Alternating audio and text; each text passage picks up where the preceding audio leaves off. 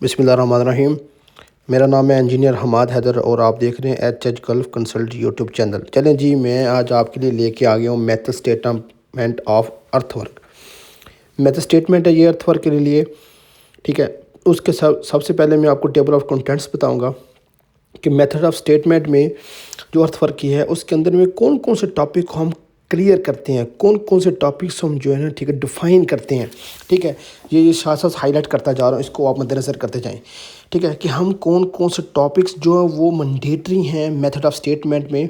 Method of statement क्या होती है कि अर्थवर्क का काम कैसे होगा, क्या क्या इक्विपमेंट्स यूज़ होंगे, किस किस किस पॉसिबिलिटीज़ होगी और क्या क्या करना पड़ेगा। ठीक है, ये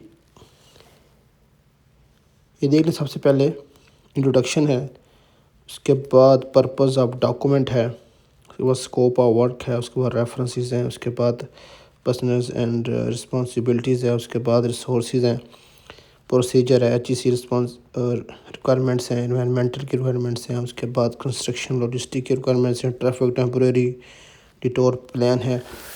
अगर आपकी कहीं पे ट्रंच हो रही है, वहाँ पे रोड एक्सिस आ गई है, तो आपने उसको डिटोर करना है। आपने मतलब रोड को ओपन ट्रंच करनी है तो उसको आपने डिटोर करके अगेंस्ट क्या रास्ता देना है, सारा उसके अंदर मेंशन होता है। नज़र आ रहा है आपको?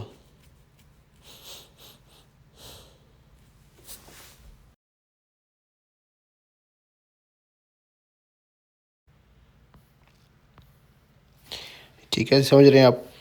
ये इसके टेबल ऑफ कंटेंट्स हैं जो बहुत इंपॉर्टेंट है आपको क्लियर करने के लिए। जो जो हमने मेट स्टेटमेंट में क्लियर करने वो टेबल ऑफ कंटेंट्स हैं। चलिए शुरू करते हैं। ये देख लें, ये देखें। सबसे पहले आता है इंट्रोडक्शन।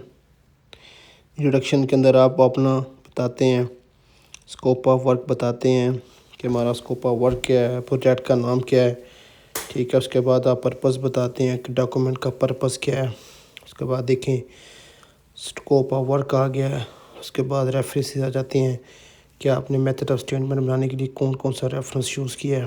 ठीक है, ये देखें पूरा सिस्टम आ रहा है, रेफरेंसेस आ रहे हैं।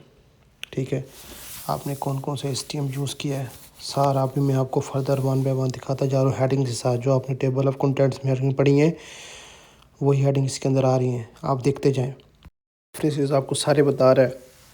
उसके बाद आपको ये पर्सनल्स की रिस्पॉन्सिबिलिटीज़ बता रहा है। पर्सनल्स क्या होते हैं कि जो कंपनी के एम्प्लॉयज़ हैं, मतलब प्रोजेक्ट मैनेजर जो होता है, उसके बाद कंस्ट्रक्शन मैनेजर, QA/QC इंस्पेक्टर की, QA/QC मैनेजर की, QA/QC इंजीनियर की क्या क्या रिस्पॉन्सिबिलिटीज़ हैं वो आपने पूरा डिफ़ाइन करना है अपनी मेथड ऑफ स्टेटमेंट में कि उनकी। उसके बाद साइट इंजीनियर की क्या क्या रिस्पॉन्सिबिलिटी हैं, कौन कौन सी चीज़ें ने मद्देनज़र रखनी है। उसके बाद आ गया सेफ्टी इंजीनियर, सेफ्टी ऑफिसर कि इनकी क्या क्या रिस्पॉन्सिबिलिटी हैं, क्या क्या इनका रोल है, इन्होंने क्या क्या साइट के ऊपर मद्देनज़र रखना है। उसके बाद जो है ना वर्कर फोरमैन आ गया कि वर्कर फोरमैन का क्या क्या काम है, उसने अपनी इक्विपमेंट्स को, टीम को कैसे चलाना है, कैसे हैंडल करना है, सारा कुछ। उसके बाद जो है ना सर्वेयर का आ जाता है, सर्वेयर कैसे करना है, उसको सारा रिस्पॉन्सिबिलिटीज़ होती हैं। उसके बाद आ गया जो है रिसोर्सेज, फैसिलिटीज़ क्या क्या हैं इक्विपमेंट की। ठीक है, उसके बाद आ गया प्रोसीजर। ये प्रोसीजर बहुत अहम होता है कि प्री एक्सीवेशन कैसे करनी है। ठीक है, उसके बाद क्या रहा है कि शॉप ड्राइंग्स कैसे होना है, सारा कुछ रिमूव ऑफ सब ग्रेड ये वो सारा अपने प्री इंस्पेक्शन के बारे में पूरा बताना है कि इंस्पेक्शन करने से पहले आपने क्या क्या डॉक्यूमेंट को मद्देनज़र रखना है। ठीक है, उसके बाद बता रहा है कि स्टॉक पाइल्स के बारे में बता रहा है कि जो सा मटेरियल आपकी साइट के ऊपर आता है तो आपने उसको स्टॉक पाइल कैसे करना है, क्या क्या टैग्स लगाने हैं। ठीक है, सारे आपने टैग्स लगाने हैं, मटेरियल अप्रूव्ड है नहीं अप्रूव्ड है, सारा बताना है।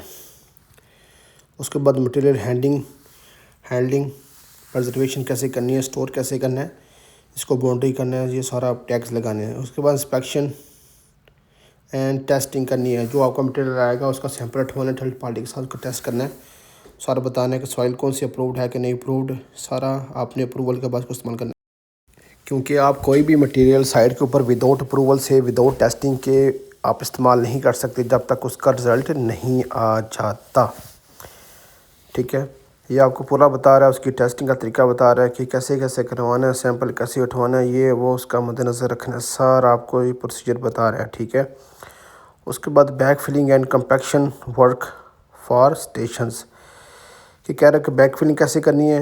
आपको पता है कि बैक फिलिंग की कम्पैक्शन 95% होती है। उसके लिए आपने A1B मटीरियल यूज़ करना होता है और उसकी थिकनेस जो है ना वो 30 सेंटी होती है स्टैंडर्ड। 30 सेंटी डालेंगे 25 पी के ऊपर कम्पैक्शन होगी। उसके बाद कह रहा है कि एक्सीवेशन फॉर पाइपलाइन। जब आपने एक्सीवेशन करनी होती है तो सर्वेयर आपको निशान लगा देता है सेंटर लाइन की, फिर उसके मुताबिक एक्सीवेशन होती है, फिर आप उसके जाके चेक करते हैं सर्वे के साथ, ठीक है। उसके बाद एक्सीवेशन फॉर ट्रंच तो रिक्वायरमेंट डेप्थ कितनी होती है, सारा कुछ आप टाइम के मुताबिक देख रहे हैं। उसके बाद आपकी बिडिंग होती है, बिडिंग पैडिंग बैकफिलिंग क्या है। उसके बाद जो बिडिंग होती है वो अंडर द पाइप होती है, उसकी थिकनेस 150 mm होती है। पैडिंग होती है, पैडिंग लेयर के बारे में बता रहा है कि पैडिंग कैसे की जाती है। बिडिंग के बाद पाइप डाला जाता है, फिर पाइप के साथ जो पैडिंग की जाती है, फिर पाइप के 30 सेंटी अबव के बाद बैकफिलिंग स्टार्ट होती है, ठीक है। ये बिडिंग लेयर कह रहा है फिर नीडेड, ठीक है। उसके बाद सारा आपको बता रहा है कि पैडिंग क्या होती है, पोस्ट पैडिंग क्या होती है, प्री पैडिंग क्या होती है, बैक फिलिंग क्या होती है। आपको पता है कि सबसे पहले बिडिंग होती है, बिडिंग के बाद आपको पता है कि पाइप डलता है, फिर पाइप के जो अपना होता है सराउंड उसको प्री पैडिंग कहते हैं। जो पाइप के टॉप तक होता है उसको प्री पैडिंग, फिर पाइप के अबव 30 सेंटी तक उसको पोस्ट पैडिंग, उसके बाद फिर बैक फिलिंग होती है। उसके बाद फिर बेस कोर्स होता है, साब बेस होती है, उसके बाद एग्रीगेटेड बेस कोर्स, उसके बाद MC1, उसके बाद फिर असफाल्ट होती है, ठीक है। ये आपको बैक फिलिंग के लेयर्स के बारे में बता रहा है, ठीक है, कि बैक फिलिंग के लेयर्स कैसे करते हैं, क्या क्या कंपैक्शन का तरीका है, फिर प्लेसमेंट कैसे करते हैं, अप्रूव्ड मटेरियल इस्तेमाल करना है, सराहत की कार को मद्देनजर रख रहा है। उसके बाद आपको कह रहा है रिक्वायरमेंट्स क्या आती हैं, HEC के रिक्वायरमेंट्स बता रहा है कि अर्थ वर्क के अंदर, ट्रंचिंग के अंदर, बैक फिलिंग पैडिंग के अंदर HEC का क्या रोल होगा। उसने अपने HEC प्लान सबमिट करवाना है, उसने सेफ्टी वगैरह ये वो उसको मद्देनज़र रखना है, ठीक है। सारी चीज़ें उसने मद्देनज़र रखनी होती हैं, ठीक है। ये आपको पूरा डिटेल बता रहा है। पर्सनल एंड इक्विपमेंट्स बता रहा है कि इसने HEC प्लान बनाना है, किस किस के बारे में बनाना है, कि पर्सनल्स को देखना है, इक्विपमेंट्स को देखना है। उसके बाद हैवी मशीनरी जो काम कर रही है, उसके बाद लिफ्टिंग जो हो रही है, सब को आपने एग्जिस्टिंग अंडरग्राउंड यूटिलिटी चीज़ और एक्सीवेशन के दौरान जब आपने अंडरग्राउंड यूटिलिटी का लाजम ख्याल रखना है, ड्राइंग साथ रखनी है कि आपकी जो अंडरग्राउंड यूटिलिटीज़ हैं वो डैमेज ना हो, वो ख़राब ना हो, वो मतलब आपके एक्सीवेशन के दौरान लाजम एक बंदा वहाँ पे रहेगा जो उसको स्टडी करेगा, ठीक है। उसके बाद ये कह रहा है कि प्रोजेक्शन एक्सीवेशन जो है ना वो कैसे की जाती है, उसको प्रोटेक्शन कैसे करना है, आपने एक्सीवेशन को प्रोटेक्शन कैसे करना है वो सारा बता रहा है। उसके बाद इंग्रेस एंड, ठीक है, एनर्जीज़ क्या होती हैं, ठीक है, सारा आपको बता रहा है। उसके बाद आपको अगर कोई हर्डल्स आ जाती हैं उसको कैसे करना है, एटमॉस्फेयर को कैसे चलाना है। उसके बाद एनवायरमेंटल की रिस्पॉन्सिबिलिटीज आ जाती हैं कि एनवायरमेंटल जो है ना वो क्या क्या अपना रोल प्ले करेगा, ठीक है। सारा उसका एनवायरमेंटल का आपने उसे वहाँ पे बता देना है।